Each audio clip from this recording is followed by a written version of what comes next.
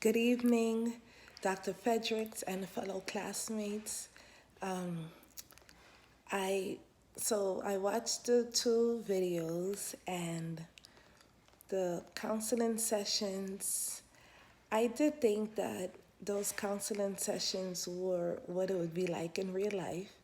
I noticed with the first session, well, with both of them, the counseling triad. I noticed the um, the warmth, the genuineness, and the empathy. I did notice it.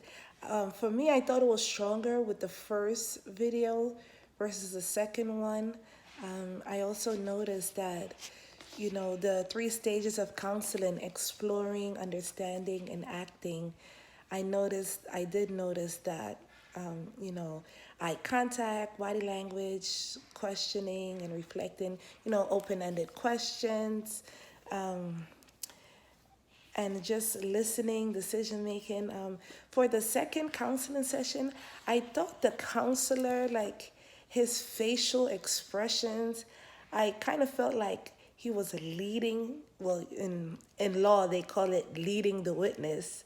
Um, I felt like he was kind of coaching her through, or his facial expression was expecting a certain reaction from the client, and that's what the client gave him. I did feel like that. But I liked how the first counselor, he stated, he reminded the client of the goals at the end of the session. And with the second client and the second counselor, I noticed that he asked, like, he gave her the goals and specific things to work on. So I noticed in the book that would be considered influencing skills and negotiating. So I thought that was interesting. And I also liked how they paraphrased and just kind of, to show that they were listening and attentive. They were paraphrasing a lot. So I thought that was pretty good.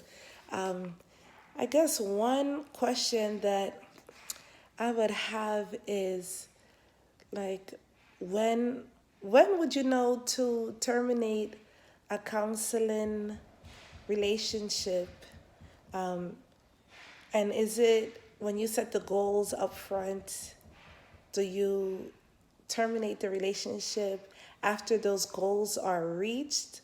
Or do you continue, and as you continue, like, does more things come up? So I guess that's what I'm curious to know.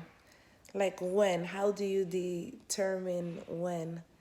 Because I understand that some people go to counseling for years. Also, how can you decipher if the client's goals are met, but they just keep coming back because they just like talking to the counselor? Is that, like, okay to do? Yes, so that's my questions.